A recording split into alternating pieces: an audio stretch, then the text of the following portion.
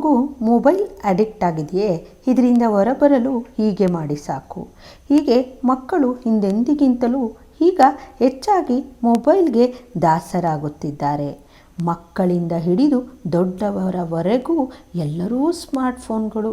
ಈಗಂತೂ ಚಿಕ್ಕ ಮಕ್ಕಳಿಗೆ ಬೆಳಿಗ್ಗೆ ಹಾಸಿಗೆಯಿಂದ ಎದ್ದಾಗಿನಿಂದ ರಾತ್ರಿ ಮತ್ತೆ ಹಾಸಿಗೆಯ ಮೇಲೆ ಮಲಗುವ ತನಕ ಮೊಬೈಲ್ ಅನೇಕ ಸಂದರ್ಭಗಳಲ್ಲಿ ಜೊತೆಗೆ ಇರಬೇಕು ಅಂತಹ ಹಠ ಹಿಡಿಯುತ್ತವೆ.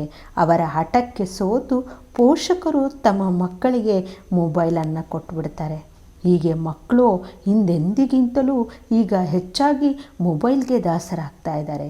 ಮಕ್ಕಳಿಂದ ಹಿಡಿದು ದೊಡ್ಡವರವರೆಗೆ ಎಲ್ಲರೂ ಸ್ಮಾರ್ಟ್ಫೋನ್ಗಳು, ಟ್ಯಾಬ್ಲೆಟ್ಗಳು ಮತ್ತು ಲ್ಯಾಪ್ಟಾಪ್ಗಳನ್ನು ಸೇರಿದಂತೆ ಎಲೆಕ್ಟ್ರಾನ್ಗಳು, ಗ್ಯಾಜೆಟ್ಗಳಲ್ಲಿ ಹೆಚ್ಚು ಸಮಯ ಕಳೆಯುವುದನ್ನು ನಾವು ಕಾಣಬಹುದು.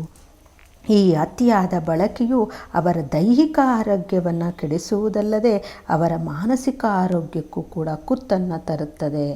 ಇದರಿಂದಾಗಿಯೇ ಮಕ್ಕಳ ಆತ್ಮಹತ್ಯೆ, ಖಿನ್ನತೆ ಮತ್ತು ಸಾಮಾಜಿಕ ಅಸ್ವಸ್ಥತೆಯಂತಹ ಘಟನೆಗಳ ಮುನ್ನೆಲೆಗೆ ಬರ್ತವೆ.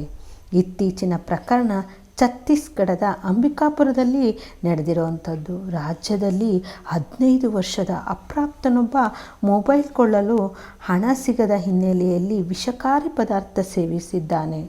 ನಂತರ ಅವರನ್ನು ವೈದ್ಯಕೀಯ ಕಾಲೇಜಿಗೆ ಕರೆದೊಯ್ಯಲಾಗಿದೆ. ಸರ್ಕಾರಿ ವೈದ್ಯಕೀಯ ಕಾಲೇಜಿನ ಮನೋವೈದ್ಯ ಡಾಕ್ಟರ್ ವಿವೇಕ್ ಕುಮಾರ್ ಇತ್ತೀಚೆಗೆ ಮಾತನಾಡಿ, ಮೊಬೈಲ್ ಚಟ ಮಗುವಿನ ಆರೋಗ್ಯಕ್ಕೆ ಹೆಚ್ಚು ಅಡ್ಡಿಯಾಗ್ತಾ ಇದೆ. ಮೊಬೈಲ್ ಚಟವನ್ನು ತೊಡೆದು ಹಾಕಲು ಪೋಷಕರು ತಮ್ಮ ಮಗುವಿಗೆ ಹೇಗೆ ಸಹಾಯ ಮಾಡಬಹುದು ಎಂಬುದನ್ನು ಅವರು ಕೆಲವು ವಿಧಾನಗಳನ್ನು ಹಂಚಿಕೊಟ್ಟಿದ್ದಾರೆ. ಸಮಯ ಮಿತಿಯನ್ನು ಹೊಂದಿಸಬೇಕು. ನಿಮ್ಮ ಮಗು ಮೊಬೈಲ್ ಫೋನ್ಗಳಲ್ಲಿ ಕಳೆಯುವ ಗಂಟೆಗಳ ಸಂಖ್ಯೆಯನ್ನು ಕಡಿಮೆ ಮಾಡುವುದು ಮೊದಲ ಮತ್ತು ಅಗ್ರಗಣ್ಯ ವಿಷಯವಾಗಿದೆ. ಪೋಷಕರಾಗಿ ನಿಮ್ಮ ಮಗುವಿನ ದೈನಂದಿನ ಚಟುವಟಿಕೆಗಳ ಮೇಲೆ ತೀವ್ರವಾಗಿ ನಿಗಾ ಇಡುವುದು ನಿಮ್ಮ ಪ್ರಾಥಮಿಕ ಜವಾಬ್ದಾರಿಯಾಗಿದೆ.